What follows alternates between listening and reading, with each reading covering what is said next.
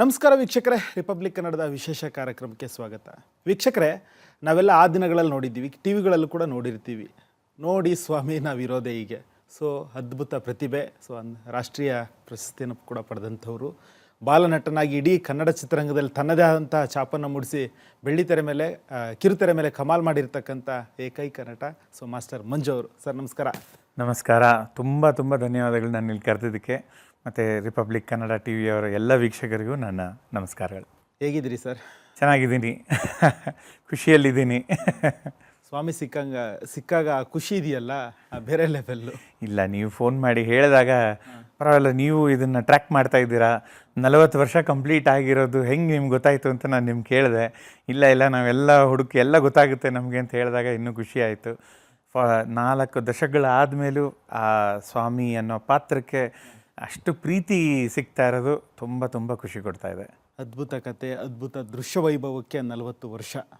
ಆ ಸಂಭ್ರಮ ಹೇಗಿತ್ತು ಸರ್? ಹಳೆ ನೆನಪುಗಳನ್ನು ತುಂಬ ಖುಷಿ ಆಗುತ್ತೆ. ನಾನು ಸ್ವಾಮಿ ಮತ್ತು ಅವನ ಫ್ರೆಂಡ್ಸ್ ಅಂದರೆ ರಾಜಮ್ ಅಂತ ಪಾತ್ರ ಮಾಡಿದ್ದು ನಮ್ಮ ಪ್ರಣಯ ರಾಜ ಶ್ರೀನಾಥ್ ಅವ್ರ ಮಗ ರೋಹಿತ್, ಮತ್ತು ರಘುರಾಮ್ ಅಂತ ಅವನು ನಾಟಕ ಫ್ಯಾಮಿಲಿಯಿಂದ ಬಂದವರು. ಸೊ ನಾವು ಇವತ್ತಿಗೂ ಒಂದು ವಾಟ್ಸಪ್ ಗ್ರೂಪಲ್ಲಿ ಸ್ವಾಮಿ ಆ್ಯಂಡ್ ಫ್ರೆಂಡ್ಸ್ ಆಗಿ ಯಾವಾಗಲೂ ಫ್ರೆಂಡ್ಸ್ ಆಗಿರ್ತೀವಿ, ಬಟ್ ಮಾತಾಡ್ತಾ ಇರ್ತೀವಿ. ಬಟ್ ನಮ್ಗೆ ಇವತ್ತಿಗೂ ಆಶ್ಚರ್ಯ ಏನಾಗುತ್ತೆ ಅಂತಂದರೆ, ಎಷ್ಟೋ ವರ್ಷಗಳು ಕಳೆದ್ರೂ ಈಗ ಸೋಷಿಯಲ್ ಮೀಡಿಯಾ ಇದೆ. ಆ ಟೈಮಲ್ಲಿ ಡಿಜಿಟಲ್ ಅನ್ನೋ ಪದನೇ ಇರ್ತಾ ಇರಲಿಲ್ಲ. ಎಲ್ಲ ನಾವು ಒಂದು ಸತಿ ಬಂದು ದೂರದರ್ಶನಲ್ಲಿ ಬಂದು ಹೋಯ್ತು ಅಂದರೆ ಮುಗೀತದು. ಯಾರಾದರೂ ಟೇಪ್ ಗೀಪಲ್ಲಿ ರೆಕಾರ್ಡ್ ಮಾಡಿದರೆ ಅಥವಾ ದೂರದರ್ಶನವರೇ ತಿರ್ಗಾ ಹಾಕಿದ್ರೆ ಮಾತ್ರ ಅದನ್ನು ನೋಡೋಕ್ಕೆ ಸಾಧ್ಯ. ಬಟ್ ಆ ಥರ ಒಂದು ಸತಿ ಬಂದು ಹೋಗಿ ಒಂದು 5-6 ವರ್ಷ ಆದಮೇಲೆ ಇನ್ನೊಂದು ಸತಿ ಟೆಲಿಕಾಸ್ಟ್ ಆಯಿತು.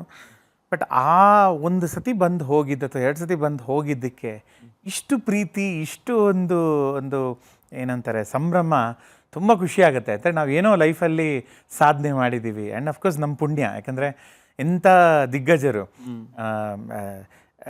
R.K. ನಾರಾಯಣ್ ಅಂತ ಒಂದು ಎಕ್ಸ್ಟ್ರಾರ್ಡಿನರಿ ಬಿಗ್ ರೈಟರ್ದು ಆ ಒಂದು ಕಥೆ ನಮಗೆ ಸಿಕ್ಕಿದ್ದು. ಶಂಕರ್ ನಾಗ್ ಸರ್ ಅಂಥ ಒಂದು ಜೀನಿಯಸ್ ಅದನ್ನು ಡೈರೆಕ್ಟ್ ಮಾಡಿದ್ದು. ನನ್ನ ಪುಣ್ಯ, ಆ ಟೈಮ್ ಕರೆಕ್ಟಾಗಿ ನಾನು ಅವ್ರ ಜೊತೆ ಒಂದು 7-8 ಸಿನಿಮಾ ಮಾಡಿ, ಒಂದು ಟೋಟ್ಲಿ ಒಂದು 25 ಸಿನಿಮಾ ಮಾಡಿ ಕರೆಕ್ಟಾಗಿ ಪಕ್ವವಾಗಿದ್ನೋ ಏನೋ. ಅವ್ರ ಕಣ್ಣಲ್ಲಿ ನಾನು ಅವ್ರ ಕಣ್ಣಿಗೆ ನನಗೆ ಏನು ಕಾಣಿಸ್ತೋ ಏನೋ ಗೊತ್ತಿಲ್ಲ. ನನಗೆ ಆ ಪಾತ್ರ ಕೊಟ್ಟಿದ್ದು ನನ್ನ ಪುಣ್ಯ. ಇವತ್ತರೆಗೂ 40 ಇಯರ್ಸ್ ಆದಮೇಲೆ ನೀವು ನನ್ನ ಕರೆಸಿ ಇಂಟರ್ವ್ಯೂ ಮಾಡ್ತಾ ಇದ್ದೀರಾ. ನಿಜಕ್ಕೂ ಖುಷಿ ಆಗುತ್ತೆ ಸರ್. ಯಾಕಂತ ಹೇಳಿದ್ರೆ ಆ ಮಾಲ್ಗುಡಿ ಡೇಸ್ನ ಸ್ವಾಮಿನ ಯಾವತ್ತೂ ಮರೆಯೋಕ್ಕೆ ಸಾಧ್ಯನೇ ಇಲ್ಲ. Thank you. 40 ವರ್ಷ ಆದರೂ ಕೂಡ ನಿನ್ನೆ ಮೊನ್ನೆ ನೋಡಿದ್ದೀವಿ ಅನ್ನೋ ಥರ ಫೀಲ್ ಆಗ್ತಾ ಇದೆ. ಇಲ್ಲ, ಮಕ್ಕಳಿಗೆ ನನಗೆ ತುಂಬ ರೀಸೆಂಟಾಗಿದೆ, ನನಗೆ ಆಶ್ಚರ್ಯ ಆಗ್ತಾ ಇದೆ. ನಾನು ಅಂದ್ಕೊಂಡೆ ಈಗಿನ ಕಾಲದ ಮಕ್ಕಳಿಗೆ ಎಲ್ಲ ಸೋಷಿಯಲ್ ಮೀಡಿಯಾ ಇದೆ, ಏನೇನೋ ಎಲ್ಲ ಇದೆ, ರಿಲೇಟ್ ಮಾಡ್ಕೊಳಕ್ಕಾಗತ್ತಾ ಸ್ವಾಮಿ ಕಷ್ಟಗಳು, ಸ್ವಾಮಿ ಇದು ಏನು, ಅದನ್ನು ನಾವೇನು ತೋರಿಸಿದ್ದೀವಿ ಅದನ್ನು ಅರ್ಥ ಆಗುತ್ತಾ ಅಂದರೆ, ಸರ್ಪ್ರೈಸಿಂಗ್ಲಿ ನಾನು ಈ ಸ್ವಾಮಿ ಅನ್ನೋ ಏನು ಕತೆ ಏನಿದೆ ಅದರದ್ದು ಒಂದು ಚಾಪ್ಟರ್ ಏನೋ ನಾನ್ ಡೀಟೇಲಲ್ಲಿ ನಮ್ಮ ಟೆಕ್ಸ್ಟ್ ಬುಕ್ಕಲ್ಲಿ ಇದೆಯಂತೆ, ಇಲ್ಲಿದೆಯಂತೆ, ಮಹಾರಾಷ್ಟ್ರಲ್ಲಿ ಇದೆಯಂತೆ, ನಂಗೆ ಸರಿಯಾಗಿ ಗೊತ್ತಿಲ್ಲ. ಸೊ ಬಟ್ ಆ ಕಾರಣಕ್ಕಾಗಿ ನನ್ನ ಸ್ಕೂಲು ಇವಾಗ ಕರೆಸ್ತಾರೆ, ನೀವು ಬಂದು ಸ್ವಲ್ಪ ಅದ್ರ ಬಗ್ಗೆ ಮಾತಾಡಿ ಅಂತ. ಸೊ ಅಲ್ಲಿ ನಾನು ಫಸ್ಟ್ ಕ್ವೆಶನ್ ಬರೋದು ಅವ್ರಿಗೆ, ನಿಮಗೆ ಇದನ್ನು ರಿಲೇಟ್ ಮಾಡ್ಕೊಳಕ್ಕಾಗತ್ತಾ, ನಿಮಗೆ ಸ್ವಾಮಿ ಇದು ಏನಾದರೂ ನಿಮ್ಗೆ ಅದು ರಿಲೇಟ್ ಮಾಡ್ಕೊಳಕ್ಕಾಗತ್ತಾ ಅಂತ ಅವ್ರು ಹೇಳ್ತಾರೆ. ಇಲ್ಲ ವಿ ಡೆಫಿನೆಟ್ಲಿ ನಮ್ಗೆ ಅದನ್ನು ಅರ್ಥ ಆಗುತ್ತೆ. ಏನು ಆ ಫ್ರೆಂಡ್ಸ್, ಒಬ್ಬ ಫ್ರೆಂಡ್ಗಳದ್ದು ಆ ಈಕ್ವೇಷನ್ಸ್ ಏನಿದೆ, ಆ ಒಂದು ಒಬ್ಬ ರಿಚ್ ಫ್ರೆಂಡ್ ರಾಜಮ್ಮ, ಅವನು DSP ಅವ್ರ ಮಗ. ಸೊ ಅವನಿಂದ ಇವ್ರುಗಳು ಒಂದು ಆಸೆ ಇಟ್ಕೊಂಡು ಅವನ ಜೊತೆ ಅವನ ಹತ್ರ ಕೇಕ್ ಇರುತ್ತೆ, ಅವನ ಹತ್ರ ಏನೋ ಎಲ್ಲ ಆಟ ಸಾಮಾನು ಇರುತ್ತೆ. ಅವನು ಮಣಿ ಬಂದ್ಬಿಟ್ಟು ಇವನ್ನ ಪ್ರೊಟೆಕ್ಟ್ ಮಾಡೋನು, ಅವನೊಂಥರ ಗದೆ ಇಟ್ಕೊಂಡಿರ್ತಾನೆ, ಅವ್ನು ಪ್ರೊಟೆಕ್ಟ್ ಮಾಡೋನು. ಸೊ ಆಮೇಲೆ ಸೋಮು, ಮಟ್ಟರ್ ಅಂತ ಇವರೆಲ್ಲ ಇರ್ತಾರೆ. ಸೊ ಈ ಪಾತ್ರಗಳು ಈಗಿನ ಕಾಲದ ಮಕ್ಕಳಿಗೂ ಅವ್ರದ್ದೇ ಆದಂಥ ಒಂದು ಫ್ರೆಂಡ್ಸ್ ಗ್ರೂಪಲ್ಲಿ ಈ ಥರ ಅದೇ ಅಲ್ಲದೇ ಇದ್ರೂ ಅದೇ ಥರದ ಫ್ರೆಂಡ್ಸ್ ಇದ್ದೇ ಇರ್ತಾರೆ. ಸೊ ಅವರವರ ಏನೊಂದು ರಿಲೇಷನ್ಶಿಪ್ ಏನಿದೆ, ಅದ್ರ ಚಾಲೆಂಜಸ್ ಏನಿದೆ, ಅದು ಅವ್ರು ರಿಲೇಟ್ ಮಾಡ್ಕೊಳ್ಳೋಕೆ ಸಾಧ್ಯ ಇದೆ.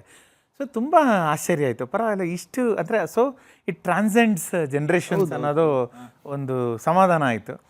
ಬಟ್ ಏನೋ ಸೆಲ್ಫಿಶ್ಲಿ ಹೇಳೋದಂದರೆ ಅದೆಲ್ಲ ನೋಡಿದಷ್ಟು ಈಗ ಏನೋ ಫೇಸ್ಬುಕ್ಕು, ಇನ್ಸ್ಟಾಗ್ರಾಮ್ ಎಲ್ಲ ಬಂದಮೇಲೆ ನಾನು ಅಷ್ಟು ಅದರಲ್ಲಿ ಇರಲಿಲ್ಲ. ಬಟ್ ಈಗೀಗ ಸ್ವಲ್ಪ ಹಾಕ್ತಾಯಿದ್ದೀನಿ. ಎಷ್ಟು ನಾನು ಏನೂ ಅದನ್ನು ಪ್ರಮೋಟ್ ಮಾಡದೇ ಇದ್ರೂ ಎಷ್ಟೋ ಜನ ಅದನ್ನು ಹುಡುಕಿ ಫಾಲೋ ಮಾಡ್ತಾ ಇದ್ದಾರೆ. ತುಂಬ ಖುಷಿ ಆಗುತ್ತೆ, ಅವರನ್ನೆಲ್ಲ ಮೆಸೇಜ್ ಎಲ್ಲ ನೋಡಿದ್ರೆ ತುಂಬ ಖುಷಿ ಆಗುತ್ತೆ.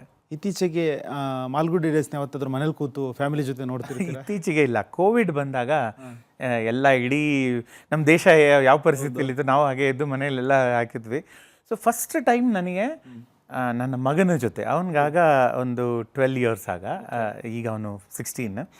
ಆಗ ಅವನಿಗೆ ತೋರಿಸೋ ಒಂದು ಆಪರ್ಚುನಿಟಿ ಸಿಕ್ತು. ಯಾಕಂದರೆ ಅಲ್ಲಿವರೆಗೂ ಅವನದು ಸ್ಕೂಲು, ನನ್ನ ಕೆಲಸ, ಯಾರಿಗೇನು ಟೈಮ್ ಇರಲ್ಲ. ಹೌದೌದು. ಸರಿ ಆಯಿತು ನೀನು, ಅಂದರೆ ಅವ್ನಿಗೆ ಗೊತ್ತಿತ್ತು ನಾನು ಆ್ಯಕ್ಟ್ ಎಲ್ಲ ಮಾಡಿದ್ದೀನಿ ಅಂತ, ಬಟ್ ಇದು ನನ್ನ ಬೆಸ್ಟ್ ಪರ್ಫಾರ್ಮೆನ್ಸ್ ಅನ್ನೋ ಇದರಲ್ಲಿ ನೋಡೋಣ ಬಾ ಅಂತ ಇಬ್ಬರು ಜೊತೆ ಕೂತ್ಕೊಂಡು ನಿಜವಾಗ್ಲೂ ತಾಳ್ಮೆಯಿಂದ ನೋಡಿದ್ದು.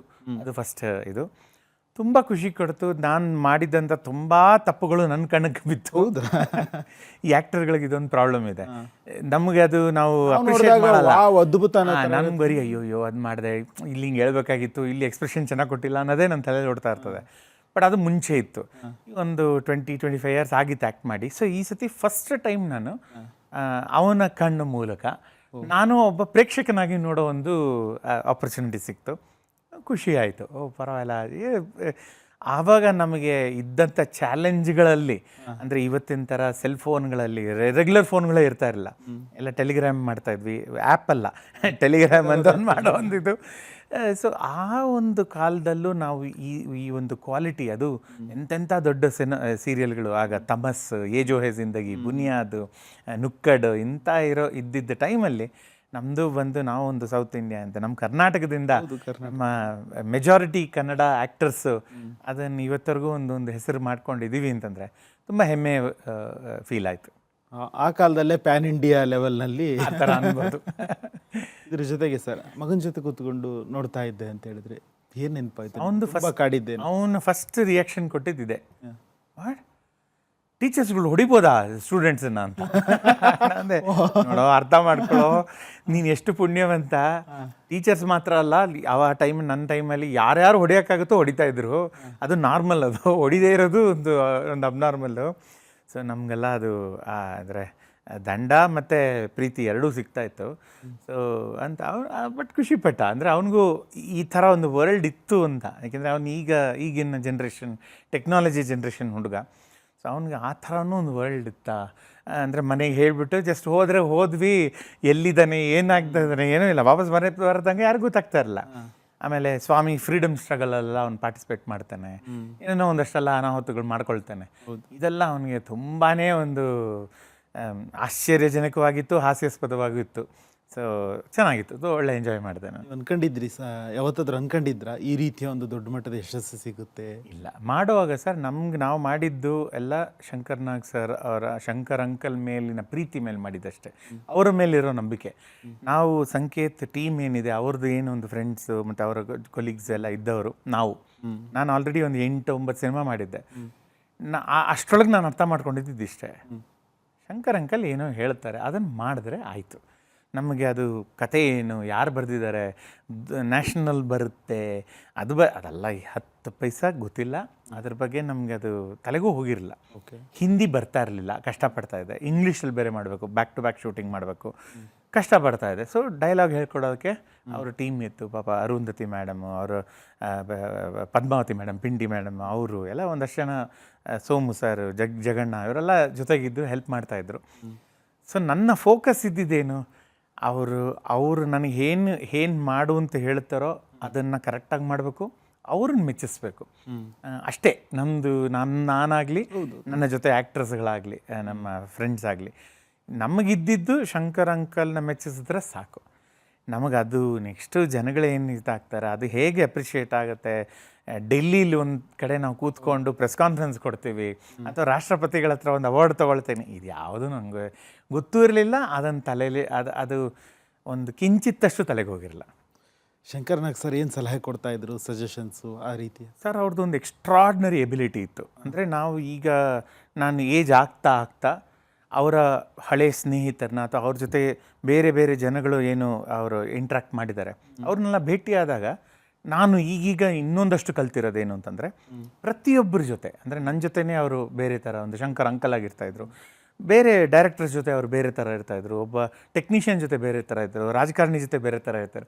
ಬಟ್ ನನಗೆ ಅವಾಗ ಚಿಕ್ಕ ಹುಡುಗ ಇದ್ದಾಗ ನಂಗೆ ಅದೆಲ್ಲ ಗೊತ್ತಾಗ್ತಾ ಇರಲ್ಲ, ಅಷ್ಟು ಫೈನಲ್ ನ್ಯೂಯಾನ್ಸಸ್ ಗೊತ್ತಾಗ್ತಾ ಇರಲ್ಲ.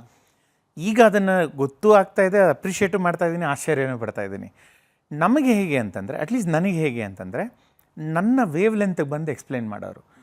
ಒಬ್ಬರು ಡೈರೆಕ್ಟ್ರಾಗಿ ಅವರು ಜಸ್ಟ್ ಹೇಳ್ಬೋದು, ನಾನು ಎಷ್ಟು ಹೇಳ್ತಾ ಇದ್ದೀನಿ ಅಷ್ಟು ಮಾಡು ಅಂತ ಹೇಳೋದು ತುಂಬ ಸಿಂಪಲ್. ಹೌದು, ಸಿಂಪಲ್. ನಾನೊಬ್ಬ ಆ್ಯಕ್ಟ್ರಾಗಿ ಅಂದರೆ ಆಲ್ರೆಡಿ ಒಂದು 25 ಫಿಲ್ಮ್ ಮಾಡಿರೋದ್ರಿಂದ ಕೇಳಿ ಮಾಡಿಬಿಡ್ತಾ ಇದ್ದೆ. ಇಲ್ಲ, ಅವರು ಎಕ್ಸ್ಪ್ಲೇನ್ ಮಾಡ್ತಾಯಿದ್ರು, ಡಿಸ್ಕಸ್ ಮಾಡ್ತಾಯಿದ್ರು, ಡಿಬೇಟ್ ಮಾಡ್ತಾಯಿದ್ರು, ಜೊತೆ ಕೂತ್ಕೊಂಡು ಸ್ವಾಮಿದು ಮೈಂಡ್ ಸೆಟ್ ಹೇಗಿದೆ ಅದನ್ನು ಅರ್ಥ ಮಾಡಿಸೋ ಎಫರ್ಟ್ ಹಾಕ್ತಾಯಿದ್ರು. ಸೊ ನನಗದು ಎಷ್ಟು ಕ್ಲಿಯರಾಗಿ ತಲೆಗೆ ಹೋಗ್ತಾ ಇತ್ತು, ಆ ಪರ್ಫಾರ್ಮೆನ್ಸ್ ಎಲ್ಲ ಅಷ್ಟೇ ಚೆನ್ನಾಗಿ ಬರ್ತಾಯಿತ್ತು. ಅದು ನನಗೆ ಅವತ್ತು ಗೊತ್ತಾಗ್ತಾ ಇರಲಿಲ್ಲ. ಯಾಕೆ ಅವ್ರು ಇಷ್ಟು ಅಂದರೆ ನೋಡು, ಇದಿರ್ತಾನೆ ಇವನು, ಇಷ್ಟು ಇಲ್ಲಿಗೆ ಕಷ್ಟಪಟ್ಟಿರ್ತಾನೆ, ಇಲ್ಲಿ ಆ ಭಯ ಇದೆ ಅವನಿಗೆ, ಇಲ್ಲಿ ಇದು ಮಾಡಿದ್ರೆ ಇವನಿಗೆ ಈ ಥರ, ಇದನ್ನೆಲ್ಲ ಎಕ್ಸ್ಪ್ಲೈನ್ ಮಾಡಿದಾಗ ನೆಕ್ಸ್ಟ್ ಆ ಡೈಲಾಗ್ಸ್ ಹೇಳುವಾಗ ನನ್ನ ಮುಖದ ಮೇಲಿರೋ ಭಾವನೆಗಳಾಗಲಿ, ಆ ಎಕ್ಸ್ಪ್ರೆಷನ್ಸ್ ಆಗಲಿ ಅಷ್ಟು ನ್ಯಾಚುರಲ್ ಆಗಿ ಬರೋ ಕಾರಣ ಶಂಕರ್ ನಾಗ್ ಅವರು. ಆ ಎಬಿಲಿಟಿ ಇತ್ತು ಅವ್ರ ಹತ್ರ.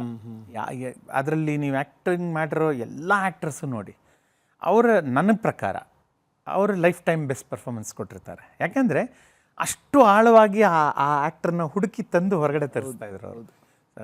ಡೆಫಿನೆಟ್ಲಿ ಈಸ್ ಜೀನಿಯಸ್ ಅನ್ನೋದು ಆ ಪದ ಅವ್ರಿಗೆ ತುಂಬ ಕಮ್ಮಿ ಹೆಸರು ಅದಕ್ಕೆ. ಇತ್ತೀಚಿನ ಟೆಕ್ನಾಲಜಿ AI ಇದೆಲ್ಲ ನೋಡ್ತಾ ಇದ್ರಿ, ಏನಾದರೂ ಅವತ್ತಿನ ಕಾಲದಲ್ಲಿ ಶಂಕರ್ ನಾಗ್ ಸರ್ ಕಡೆ ಸಿಕ್ಕಿದ್ರೆ ಈ technology AI? Sir, first of all ನಾವು ಇಲ್ಲಿ ಇರ್ತಾ ಇರಲಿಲ್ಲ, ಕನ್ನಡ ಫಿಲ್ಮ್ ಇಂಡಸ್ಟ್ರಿ ಕರ್ನಾಟಕ ಇನ್ನೂ ಇರ್ತಾ ಇಲ್ಲ. ಒಂದು 20 ಇಯರ್ಸ್ ಮುಂಚೆ ನಾವು ಇವತ್ತೇನು ಎಲ್ಲಿ ತಲುಪಿದೀವೋ 20 ವರ್ಷಕ್ಕೆ ಹಿಂದೆ ತಲುಪ್ತಾ ಇದ್ವಿ. ಅಲ್ಲಿ ನೀವು ಕರೆಕ್ಟ್ ಒಳ್ಳೆ ಒಂದು ಕ್ವೆಶನ್ ಕೇಳಿದ್ದೀರಾ.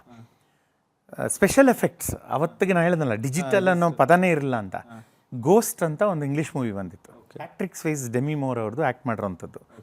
ಯೂಟ್ಯೂಬು ಗೂಗಲಲ್ಲಿ ಹುಡುಕ್ಬೋದು. ಸೊ ಅದರಲ್ಲಿ ಫಸ್ಟ್ ಟೈಮು ಒಂದು ಸ್ಪೆಷಲ್ ಎಫೆಕ್ಟ್ ಮಾಡಿದರು. ಆ ವ್ಯಕ್ತಿ ನಿಂತಿರ್ತಾನೆ, ಆ ಡೆಮಿ ಮೂರ್ ಅನ್ನೋ ಹೀರೋಯಿನ್ನು, ಅವನು ಮುಟ್ಟಿದ್ರೆ ಮುಟ್ಟಕ್ಕಾಗಲ್ಲ, ಕೈ ಒಳಗೊಟ್ಟೋಗುತ್ತೆ, ಅವನು ಪಾಸ್ ಮಾಡಿಬಿಡ್ತಾರೆ. ಈ ಥರ ಎಲ್ಲ ಬಂತು. ಅವ್ರಿಗೆ ಎಷ್ಟು ಖುಷಿ ಆಯಿತು ಅಂದ್ರೆ ಅದು ನೋಡಿ, ಆ ಟೆಕ್ನಾಲಜಿನ ನಾವು ತರಬೇಕು, ಅವತ್ತಿಗೆ ಬೆಂಗಳೂರಿಗೆ ತರಬೇಕು. ಸರ್, ನಾನು ಮಾತಾಡ್ತಾ ಇರೋದು 88, 89. ಹೌದೌದು. ಸೆಲ್ ಫೋನ್ ಅನ್ನೋ ಪದ ಇರಲಿಲ್ಲ. ಆ್ಯಕ್ಚುಲಿ ಒಂದು ಕಡೆ ಓಡಾಡ್ತಿದೆ ಅಂದರೆ ಮೆಟ್ರೋ ಕನಸು ಶಂಕರ್ ನಾಗ್ ಸರ್. ಈ ಮೆಟ್ರೋದು, ನಂದಿ ರೋಪ್ವೇ, ಇದು ತುಂಬ ಮಾತಾಡ್ಬಿಟ್ಟಿದ್ದೀವಿ. ಅದನ್ನ ಬಿಟ್ಟು ನಾನು ಮುಂದಕ್ಕೆ ಮಾತಾಡ್ತಾ ಇದ್ದೀನಿ. 89 ನಾನು ಅವರು ಅವರೆಲ್ಲ ಇಟಾಲಿಗೆ ಹೋಗ್ತೀವಿ. ಅಲ್ಲೊಂದು ಇಂಟರ್ನ್ಯಾಷನಲ್ ಫಿಲ್ಮ್ ಫೆಸ್ಟಿವಲ್ ನಡೀತದೆ, ಸ್ವಾಮಿ ಫಿಲ್ಮ್ಗೆ ಕಾಂಪೀಟ್ ಮಾಡುತ್ತೆ, ಗೆಲ್ಲುತ್ತೆ, ನನಗೊಂದು ಅವಾರ್ಡ್ ಬರುತ್ತೆ. ಅಲ್ಲಿಂದ ಅವರು, ನಾನು ಅವ್ರ ಜೊತೆ, ನಾನು ಒಬ್ಬನೇ ಅಂದರೆ 12 ವಯಸ್ಸು 11 ವಯಸ್ಸಾಗಿ ಗೊತ್ತಾಯ್ತು. ಅವ್ರ ಜೊತೆ ನಮ್ಮ ತಂದೆ ತಾಯಿ ಅಷ್ಟು ನಂಬಿ ಬಿಟ್ಬಿಡ್ತಾ ಇದ್ರು, ಶಂಕರ್ ನಾಗ್ ಅವ್ರ ಜೊತೆ ಇದ್ದೀನಿ ಅಂದರೆ ಸೇಫ್ ಆಗಿರ್ತೀನಿ ಅಂತ. ಅಲ್ಲಿಗೆ ಹೋಗಿದ್ದೀನಿ. ಅಲ್ಲ ಅವ್ರು ಹೇಳ್ತಾರೆ ಇದ್ರ ಬಗ್ಗೆ ಎಲ್ಲ, ನೋಡಿ ಈ ಥರ ಇದೆ ಅಂತ ಅಂದ್ಬಿಟ್ಟು ಅವರು ಸ್ವಂತ ಹಣದಲ್ಲಿ ಅವರು ಲಂಡನ್ಗೆ ಹೋಗ್ತಾರೆ. ಆ ಕಂಪನಿ ಜೊತೆ ಮಾತುಕತೆ ಮಾಡಿಸ್ತಾರೆ. ನಮ್ಮಲ್ಲಿ ಆ ಥರ ಔಟ್ಸೋರ್ಸ್ ಮಾಡಿ ನೀವು ಆ ಟೆಕ್ನಾಲಜಿ ನಿಲ್ತನ್ನಿ, ನಾವು ಬರೀ ಸಿನಿಮಾ ಮಾತ್ರ ಅಲ್ಲ, ನಿಮಗೆ ಏನು ಮ್ಯಾನ್ ಪವರ್ ಎಕ್ಸ್ಪೆನ್ಸಿವ್ ಇದೆ ಅಂದರೆ ಔಟ್ಸೋರ್ಸಿಂಗ್ ಆ ಕಾಲದಲ್ಲಿ ಆ ವರ್ಡ್ ಇರೋದು ಪದ ಬರೋದಕ್ಕೆ ಮುಂಚೆ ಅವ್ರು ಹೋಗಿ ಮಾತುಕತೆ ಮಾಡಿಕೊಂಡು ನೆಗೋಷಿಯೇಟ್ ಮಾಡಿ ಆ ಸ್ಪೆಷಲ್ ಎಫೆಕ್ಟ್ಸ್ ತಂಡನ ಇಲ್ಲಿಗೆ ಇನ್ವೈಟ್ ಮಾಡಿರ್ತಾರೆ. ಅನ್ಫಾರ್ಚುನೇಟ್ಲಿ ಅದೆಲ್ಲ ಮುಂದಕ್ಕೆ ಹೋಗೋಕ್ಕೆ ಮುಂಚೆ ನಾವು ಕಳ್ಕೊಂಡ್ಬಿಡ್ತೀವಿ. ದೇವರು ತುಂಬ ಹೊಟ್ಟೆ ಕಿಚ್ಚಿರುತ್ತೆ ಅಂತ ಈ ವಿಚಾರಗಳಲ್ಲಿ. ತುಂಬ ಒಳ್ಳೆಯವರಾಗಿ ತುಂಬ ಬೇಗ ಹೆಸರು ಮಾಡಿಬಿಟ್ರೆ ದೇವ್ರಿಗೂ ಎಲ್ಲ ಸ್ವಲ್ಪ ಬರಿ ಆಗ್ಬಿಡುತ್ತಂತೆ, ಎಲ್ಲಿ ನನ್ನ ಪೋಸ್ಟ್ ಬಂದ್ಬಿಡ್ತಾನೆ ಅಂತ ಅಂದ್ಬಿಟ್ಟು ಕರ್ಕೊಂಡ್ಬಿಡ್ತಾರಂತೆ. ಸೊ ಆ ಥರ ಅವರು ಆ ಮುಂದಾಲೋಚನೆ ಯಾವ ಲೆವೆಲಿಗೆ ಮುಂದೆ ಇತ್ತು ಅಂತಂದರೆ, ಇವತ್ತು ಅಲ್ಲ, ಅವತ್ತೇ ನನ್ನ ಪ್ರಕಾರ ಒಂದು 10 ವರ್ಷಕ್ಕೆ ಅದನ್ನೆಲ್ಲ ತಂದುಬಿಡ್ತಾ ಇದ್ರು ಏನೋ. ಎರಡನೇದು, ಅವ್ರಿಗೆ ಇನ್ನೇನೇನು ಹೆಗ್ಗಳಿಕೆ ಇದೆ. ಫಸ್ಟ್ ಇಡೀ ನನಗೆ ತಿಳಿದಂಗೆ ಇಡೀ ಇಂಡಿಯಾಲೇ first underwater film shooting ಮಾಡಿದವರು. ಮಾಲ್ಗುಡಿ ಡೇಸಲ್ಲೂ ಶಾರ್ಟ್ಸ್ ಇದೆ, ಒಂದು ಮುತ್ತಿನ ಕತೆ, ಡಾಕ್ಟರ್ ರಾಜ್ಕುಮಾರ್ ಅವ್ರನ್ನೂ ನೀರಲ್ಲಿ ಸಮುದ್ರದಲ್ಲಿ ಶೂಟ್ ಮಾಡಿರೋ ಒಂದು ಇದಿದೆ. 36 ಅವರ್ಸಲ್ಲಿ ಒಂದು ಸಿನಿಮಾ ಮುಗಿಸಿದ್ದಾರೆ. ಇದು ಸಾಧ್ಯ ಅಂತ ಇನ್ನೂ ಈ ಥರ ಹೇಳ್ಕೊಂಡು ಹೋಗ್ತಾ ಇದ್ರೆ ಮುಗಿಯಲ್ಲ ಅಂತ ಈ ಕಾರ್ಯಕ್ರಮ ಸಾಲಲ್ಲ. ಸೊ ಅವ್ರದ್ದು ಎಂಡ್ಲೆಸ್ ಸರ್. ನಾನು ಇವತ್ತು ಎಷ್ಟು ವರ್ಷ, ಇವಾಗ ಒಂದು 30+ ಇಯರ್ಸ್ ಆಗಿದೆ. ಬಟ್ ಇವತ್ತಿಗೂ ಅಲ್ಲಿ ಇಲ್ಲಿ ಯಾರ ಹತ್ರ ಮಾತಾಡಿದಾಗ ಇನ್ನೊಂದು ಹೊಸ ವಿಚಾರ ಗೊತ್ತಾಗುತ್ತೆ ಅವ್ರ ಬಗ್ಗೆ. ಹೆಮ್ಮೆಯಿಂದ ಹೇಳ್ಕೊಳ್ತೀನಿ ಅವ್ರ ಬಗ್ಗೆ. ಭಗವಂತ ಎಲ್ಲ ಒಂದು ಕಡೆ ನಿರೀಕ್ಷೆಗೂ ಮೀರಿದ ಯಶಸ್ಸನ್ನು ಕೊಟ್ಟು ಹಿಂಗೆ ಕಿತ್ಕೊಂಡ್ಬಿಟ್ನಾ ಅಂತ. ನಮ್ಮ ಲಾಸ್ ಸರ್ ಅದು, ನಮ್ಮ ಲಾಸ್ ಅದು. ಅವ್ರನ್ನ ಕಿತ್ಕೊಂಡಿರೋದು ನಮಗೆ ಲಾಸ್ ಅದು, ಕನ್ನಡಿಗರ ಲಾಸ್ ಅದು, ನಾವು ಜೊತೆಗೆ ಸಿನಿಮಾ ಇಂಡಸ್ಟ್ರಿ ಅವ್ರ ಲಾಸ್ ಅದು, ಎಂಟರ್ಟೈನ್ಮೆಂಟ್ ಇಂಡಸ್ಟ್ರಿಗೆ ಲಾಸ್ ಅದು. ಈಗ ಮಾಲ್ಗುಡಿ ಡೇಸ್ನ ಸ್ವಾಮಿ ಮತ್ತು ಫ್ರೆಂಡ್ಸು ಎಲ್ಲಿದ್ದಾರೆ, ಏನು ಮಾಡ್ತಿದ್ದಾರೆ ಸರ್? ರಘುರಾಮ್ ಅಂತ ಅವನು ಮಣಿ ಪಾತ್ರ ಮಾಡಿದವನು, ಅವನು ಕೆನಡಾಲಿದ್ದಾನೆ. ನಮ್ಮ ಪ್ರಣಯ ರಾಜ ಶ್ರೀನಾಥ್ ಅವ್ರ ಮಗ ರೋಹಿತ್, ಅವನು ಎಕ್ಸ್ಟ್ರಾರ್ಡಿನರಿ ಚೈಲ್ಡ್ ಆ್ಯಕ್ಟರ್, ಅವನು ಬೆಂಗಳೂರಲ್ಲೇ ಇದ್ದಾನೆ. ಈಗ ಯಾವುದೋ ಒಂದಷ್ಟು ಸೀರಿಯಲ್ಸಲ್ಲೂ ಮಾಡ್ತಾ ಇದ್ದಾನೆ. ಸೊ ನಾವು ಅದೇ ಹೇಳಿದಾಗೆ ವಾಟ್ಸಪ್ ಗ್ರೂಪಲ್ಲೆಲ್ಲ ಇದ್ದೀವಿ, ಸಮಥಿಂಗ್ ಯುನೀಕ್ ಮಾಡೋಣ ಅಂತಿದ್ದೀವಿ. ಈ 40 ಒಮ್ಮೆ ಸೇರ್ತೀರಾ ಯಾವತ್ತು? ಅದೇ 40 ವರ್ಷ ಕಂಪ್ಲೀಟ್ ಮಾಡಿದ ಒಂದು ಗಳಿಗೆಯನ್ನು ಸೆಲೆಬ್ರೇಟ್ ಮಾಡೋದಕ್ಕೆ ನಾವು 3 ಜನ ಆಗಸ್ಟ್ ಎಂಡಲ್ಲಿ ಅಥವಾ ಸೆಪ್ಟೆಂಬರಲ್ಲಿ ಆಗುಂಬೆಗೆ ವಾಪಸ್ ನಾವು ಶೂಟಿಂಗ್ ಮಾಡಿದ ಜಾಗಕ್ಕೆ ಹೋಗಿ, ಮ್ಯೂಸಿಯಮ್ಗೆ ಇನ್ನೂ ಹೋಗಿಲ್ಲ, ನಮ್ಮದು ಸ್ಟ್ಯಾಚ್ಯೂಗಳಿದೆ, ಸೊ ಹೋಗಿ ನೋಡಿ ಒಂದು ಸ್ವಲ್ಪ ಪಕ್ಕದಲ್ಲ ನಿಂತ್ಕೊಂಡು ಸೆಲ್ಫಿ ಗಿಲ್ಫಿ ತೊಗೊಂಬರೋಣ ಅಂತೆಲ್ಲ ಪ್ಲ್ಯಾನ್ ಮಾಡಿದ್ದೀವಿ. So I am looking forward to it.